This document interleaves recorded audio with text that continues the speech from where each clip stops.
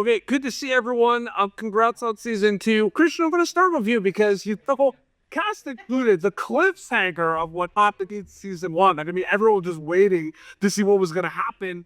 Take us through, even before filming, take us through that mindset of finding out what was going to happen in the first couple episodes of season 2 for you specifically. Yeah, oh my God. I didn't even know how long this thing was going to last of him even wanting to talk to Maddie or believe her. I thought, it's truly going to last all season. He's full of hate. He feels betrayed. She left without saying anything. So I think, he's coming into the season unsure of himself, He lost touch with reality. I thought, it's going to be a fun character to play. No, absolutely. Spencer, good to see you again, man. Good to see you, dude. Yeah, it's interesting, right? Because everyone's on the equal playing field for a season 1 of a show, right? Like, you've never played Xavier before. We've never seen this character before. So diving back in for season 2, what's that like for you? Are you learning more about this character? Are you more comfortable with this character? What's that like with you specifically with Xavier in season 2? Well, I think the writers have done a fantastic job of evolving all of the characters, and especially Xavier. So in a lot of ways, it felt like I got to really try something entirely new, which was really exciting and challenging. And hopefully, this evolution of the character is exciting for the audience to watch, as exciting as it was for me to get to play. No, absolutely. Kiara, one of the things I think people love about a show like School Spirits on Paramount Plus is it's packed. It's got a lot of elements. It's got the supernatural kind of ghost component. It's got the coming of age. It's got all you want about the kind of juicy kind of like relationships and all that drama as well. From being a storyteller and actor working on a show like this, what do you think is really hitting stride with the audience based on what you saw in season 1? Like, what do you think people are liking the most about a show like this? I think, and we were actually talking about this earlier, the fact that there's something for everyone, the fact that the audience is a lot bigger than just high schoolers or let's say the younger crowd. It's kind of, there's something for everybody. So it's not just the 15-year-old, there's like 25-year-olds, 30-year-olds, 40-year-olds talking about the show, and I think that's really neat. And also just the fact that there's a bunch of funny, lighthearted moments with the ghosts, some with us, but there's a lot of real moments too, and a real topics that happen in real life that people actually go through, and I think that sort of helps us connect with the audience more. Absolutely, that's really well said. Now, Rainbow, it's interesting because I started this interview talking about how season 1 ends on that big cliffhanger, and I was asking Kristian that question, and I'm wondering, I know from an acting perspective you tried not to do this, but given that we were kind of on the edge of our seat with that big reveal of like in the season 1 finale, while you were making season 2, were you ever conscious or thinking about the audience members like reacting or watching kind of the resolution of season 2 based on season 1? Does that ever happen? I'm just curious about that. Yeah. For sure. I think that season 2 has a lot of twists and turns. I think I would argue even more so than season 1. We see this group band together and solve a lot of go on a lot of adventures. We're outside a lot. But yeah, I think that every single character has a transformation in this season, and everyone resolves what has happened and what they did in season 1 and come to terms with a lot of things this season. Absolutely. Kristian, I did want to ask, one of my questions are kind of like craft-based behind the scenes because I think it's incredible what you all do, and I just love kind of when you see a really cool scene, it's like, oh my God, what are those conversations? Like, how did it kind of lead to what we've seen on screen? But I'm wondering kind of the closest kind of plot question I'm going to ask is, what's a character specifically that you're looking forward to seeing in terms of like your character's relationship or interaction with for season 2 that maybe we didn't see in season 1? Is there a character that you have screen time with that you maybe didn't have as much in season 1 that you're excited for you'll see in season 2?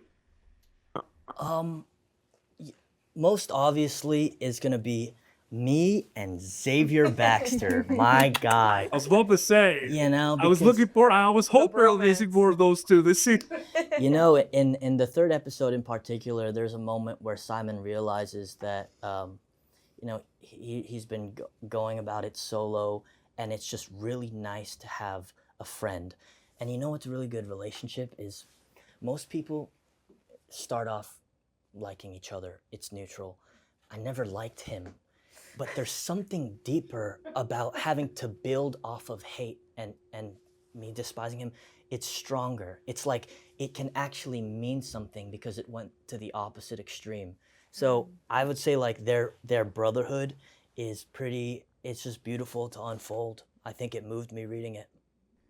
Well, that's a good segue, because my question for you, Spencer, is every time you come back for a season, 2 of a show or like a new season, it's like, how are we gonna make it bigger? How are we gonna make it better type thing, right? I feel like the character kind of arcs for the first 3 episodes that I saw, I've seen different sides of Xavier I've never seen before. So I'm just wondering, from an acting perspective, how do you prepare for that? How do you prepare for sometimes certain scenes are like a big change from what you get compared to season 1? I'm curious about that. Well, it was interesting. I said this earlier, but with the audition process for this show, there was a lot of the elements of the Xavier we get in season 2 in those original audition sides. So I kind of always had an idea that it was going to head in that direction.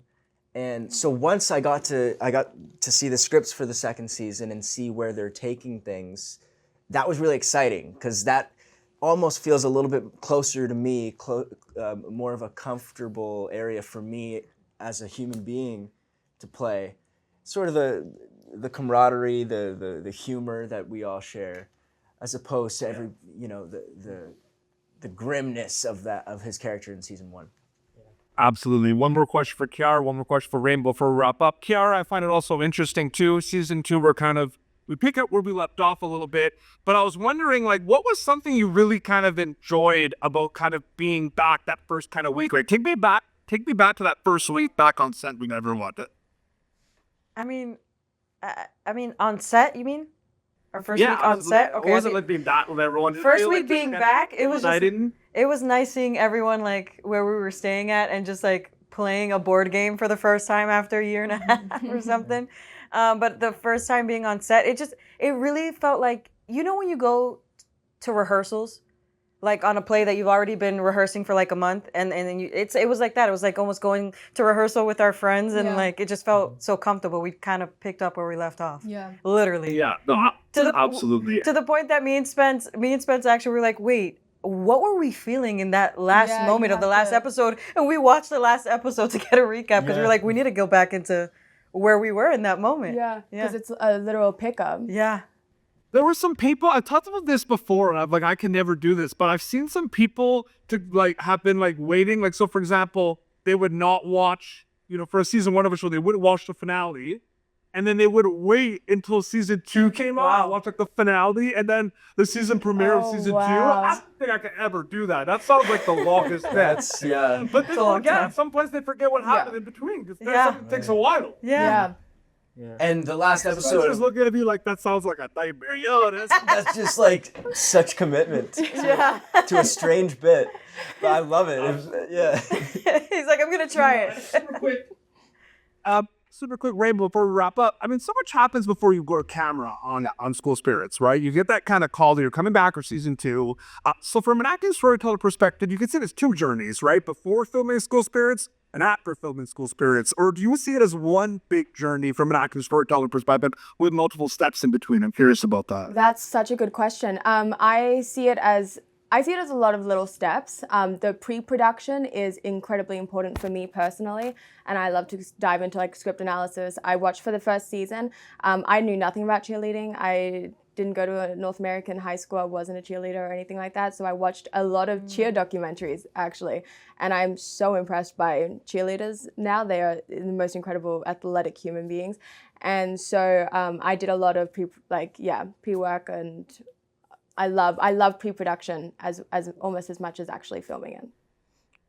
Oh, absolutely. I'm so happy for all of you. Congratulations. I know you put so much into this show, and it shows, so congratulations. I can't wait for people to see your performances in season 2 of School Spirits on Paramount Plus. Good to see you all again. Thank you so much for your time. Nice seeing you. See you, man. Bye. Thanks a lot. Appreciate it.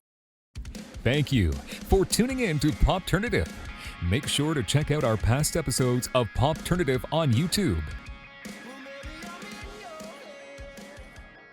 This has been an Autograph Communications production.